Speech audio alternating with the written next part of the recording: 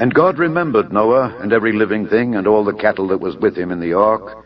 And God made a wind to pass over the earth, and the waters assuaged. And the fountains also of the deep and the windows of heaven were stopped, and the rain from heaven was restrained. And the waters returned from off the earth continually. And after the end of 150 days, the waters were abated. And the ark rested in the 7th month, on the 17th day of the month, upon the mountains of Ararat. And the waters decreased continually until the 10th month. In the 10th month, on the 1st day of the month, were the tops of the mountains seen. And it came to pass at the end of 40 days that Noah opened the window of the ark which he had made, and he sent forth a raven, which went forth to and fro until the waters were dried up from off the earth. Also he sent forth a dove from him to see if the waters were abated from off the face of the ground. But the dove found no rest for the sole of her foot, and she returned unto him into the ark, for the waters were on the face of the whole earth. Then he put forth his hand, and took her, and pulled her in unto him into the ark. And he stayed yet other 7 days, and again he sent forth the dove out of the ark. And the dove came in to him in the evening, and lo, in her mouth was an olive leaf plucked off.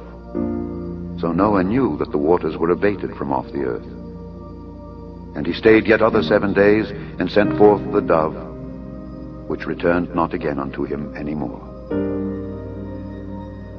And it came to pass in the 601st year, in the 1st month, the 1st day of the month, the waters were dried up from off the earth. And Noah removed the covering of the ark, and looked, and behold, the face of the ground was dry. And in the 2nd month, on the 27th day of the month, was the earth dried. And God spake unto Noah, saying, Go forth of the ark, thou, and thy wife, and thy sons' wives with thee.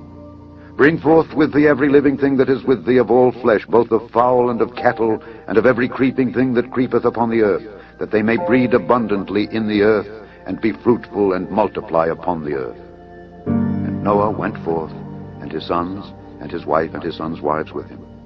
Every beast, every creeping thing, and every fowl, and whatsoever creepeth upon the earth after their kinds, went forth out of the ark. And Noah builded an altar unto the Lord, and took of every clean beast, and of every clean fowl, and offered burnt offerings on the altar. And the Lord smelled a sweet savor. And the Lord said in his heart, I will not again curse the ground any more for man's sake. For the imagination of man's heart is evil from his youth. Neither will I again smite any more everything living, as I have done. While the earth remaineth, seed time and harvest, and cold and heat, and summer and winter, and day and night shall not cease.